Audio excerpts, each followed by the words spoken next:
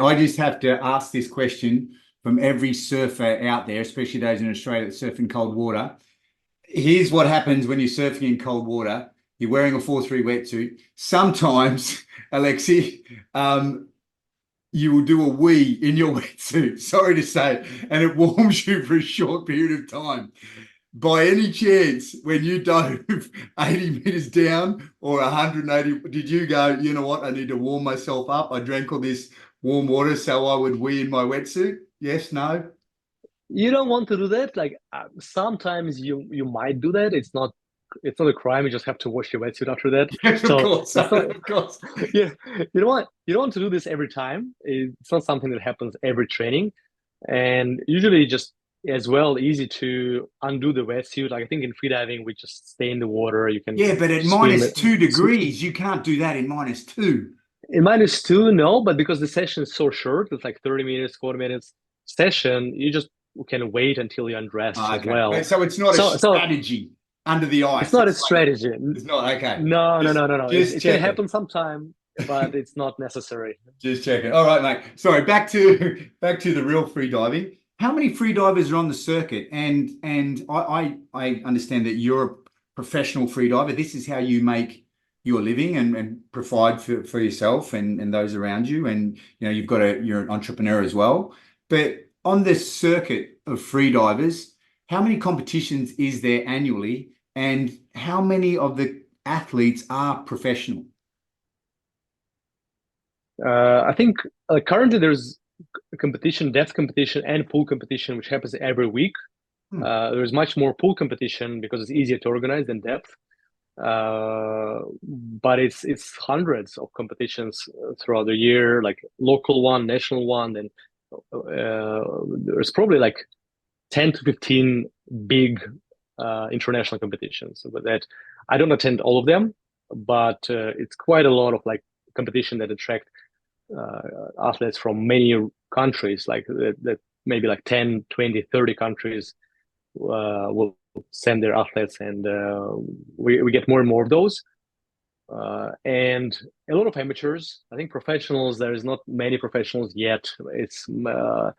I think like it's several hundreds professionals in the world, which will be like really aiming for the national records, getting sponsored because of its national records, or the world records as well. So it's not yet thousands, like thousands, that's amateur sport.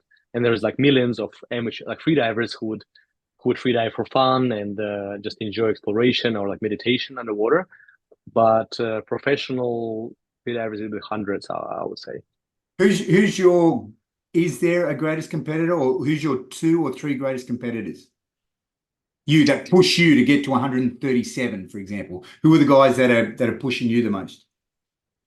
So with monofin, I have few guys that will be able to push me this year. There is Davide from Italy. There is Arnaud from France.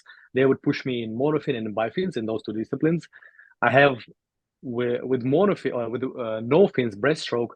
I aim to challenge one of the records that stands there for many years, which is set outside of competition.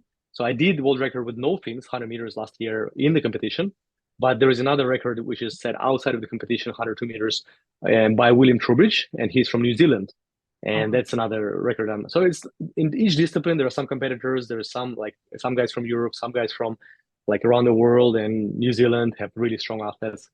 Uh, but traditionally, like really strong freedivers, they come like there's long traditions in Italy, France, Greece. Those countries are really, really strong. got it. And have you forecast, like when you, that idea of periodizing your training, preparing yourself for a day, a goal, have you set a competition, a day when you're going to aim for that 102 without fins? I I will do this in May, end of May. So I have 5 months to prepare, All and right. that'll be first attempt. I will aim to do this in Asia, in Philippines. And then after that, there's a few more competitions where I could continue to do more attempts. If, for example, in May, for some reason, maybe conditions might not be the right one. The current is really the most important one, which might affect it. Because if you swim no fins, with fins it's easier, but with no fins, if there's even slightest current, And if it's 10 centimeters per second, let's say like a 10 centimeters per second, will over 4 minutes time, 4 minutes will be 240 seconds. So it's like 24 meters Oh, over this drift. dive time, drifting 24 meters, 25 meters, and I'll need to adjust for this drift, which is a lot of effort. So that for the dolphins, I need perfect conditions like still water, no movement at all. Otherwise, if you've got the drift, 102 meters down vertically is actually further if you're going on that with that 24-meter drift. And it's just extra effort because Yeah. water pushes you away from the rope because there's a line. There's a line, and the line will be pretty vertical because of the weight, so it will not Oh, be okay. angled. Sorry. Likely, even if it's a strong current, it will be angled, but then Yeah. they will stop the competition. But if it's a small angle, like a small drift, the line will probably be like really like a tiny angle, almost unnoticeable. But I will have to sort of like angle my body to swim back to the line all the Yeah, time, yeah. and this adjustment costs a lot of energy. How long's that lanyard that you have from your waist to that line? It's a meter, 1 meter. 1 meter. It can be up to 120, I think, for like tall guys. Yeah. Hey, can we just step outside of the water for a second, and then if we look at just say you're preparing to do 102 meters, the end of May, break a new world record again, or equal, is it, or break? I will break it, so I'll need to do Okay. 102 plus. So I'll Awesome. have to do anything between like 103, 104, 105. Can't wait for that, mate. Hey, and so how do you prepare yourself, look after yourself when you're not in the water? So for example, I remember years ago, do you remember when the ketogenic diet burst onto the scene? And there was a lot of Dom Agostino, this guy from the University of Florida, I hope I got that right, did a lot of research on the ketogenic diet, and there was some research on its benefit for Navy SEALs and shallow water blackout. So I wondered, have you explored a ketogenic diet? Is that anything worthwhile? Like when you're out of the pool and you're not, or the ocean, you're not training, how are you looking after yourself regularly? I would just eat a variety of like as much of the variety of food as possible. Okay, so With nothing.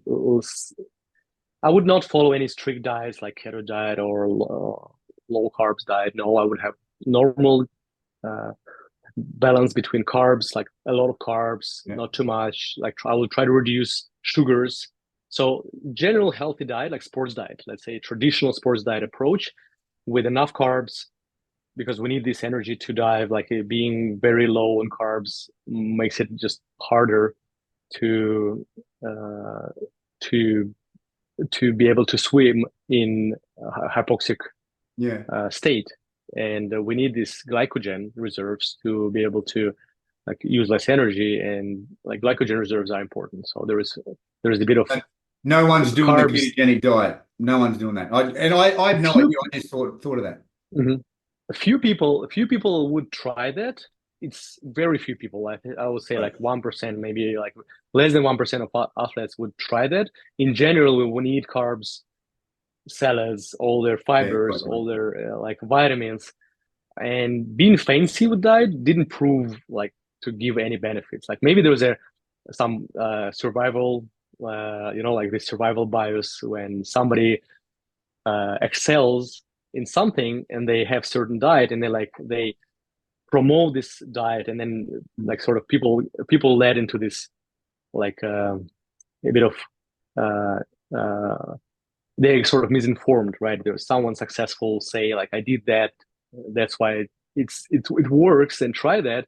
So Mm. I don't like this approach. I think it has to be scientific. We need to Yeah. follow scientific like athletic diet and don't listen to anyone successful who promotes his sort of like if it's something unproven scientifically, right? So if somebody say keto diet is good for sport, great. Let's see if it's one person. If it's proven Yeah. with the A massive. thousands of athletes, it has Yeah. to be like hundreds, thousands and thousands and thousands of people proven. Then rather than with one person who did something extraordinary, because it can be his individual like ability is great, but it might not fit to everyone else who tries that. So Yeah. in general, like I'm not a big fan of those diets, of those approaches. Like classic sports scientific approach works best for me and for like hundreds and thousands of others I know.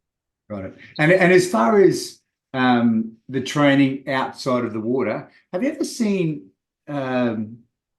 recently in Hong Kong? I got to go to this. It was the Finnish General Consul's home, because there was this brand. It was a breathing tool, and it was basically resistance training for your breathing. You know, some on Thursday mornings, tomorrow morning, it's Thursday, I go out and I paddle out to this place around Island. I put some heavy rocks on my belly, and I do some I think it's called iron belly Buddha breathing. So I'm breathing in, I'm lifting up essentially weights, rocks. Anyway, I got one of these things. It's called the Well O2 breathing trainer, and essentially it has resistance. And when you breathe in, it's really hard. So your diaphragm, it's almost like flexing your bicep against resistance. It's really hard. And then when you breathe out, it's hard. Do you do any of that to strengthen your diaphragm or coordinate the contraction and the eccentric contraction of the diaphragm? We do have some very specific exercises in the water where we use very long snorkels. So usually the snorkel would be like very short and something to allow you to breathe when your face is just in the water, like very shallow in the water.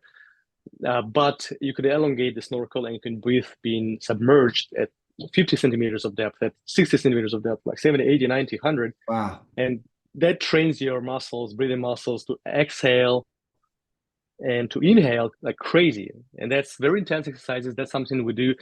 It's very specialized, and that's it. Like everything else is, we have like very, very a strong training effect on our lungs with normal breath holds, breathing exercises without any devices. Those devices are great if they will help to like motivate people to try to do breath holds or breath work if they never did it. So it's a great first step. It's interesting. Why not like use those devices?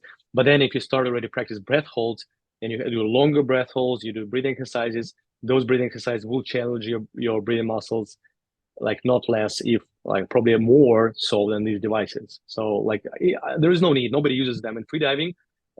Though I think it's useful because it attracts people who never did freediving so far. Freediving is challenging sport. It's interesting sport. And then to get there, people need to start with something. So those breathing devices will be a great way to test your limits. And then, okay, if you train your breathing muscles, then you might just want to try breath holds. Dry breath holds are very safe. You can try dry breath holds. And then if you feel like you mastered your breathing muscles, you want to do something more challenging, then try and go and do freediving in the water with somebody who will teach you to do that safely, of course, with a coach, with an instructor. Like in water, breath holds are dangerous if you do it alone. Like you can lose consciousness and basically drown if nobody's there to rescue you, right? So there should be someone experienced to guide you, explain you what is the right breath hold, what is the right distance for you, what is the right depth, and like be there to provide safety and be there to adjust the load, the training intensity. Because we ourselves, without experience, we might misjudge our abilities, and that's dangerous.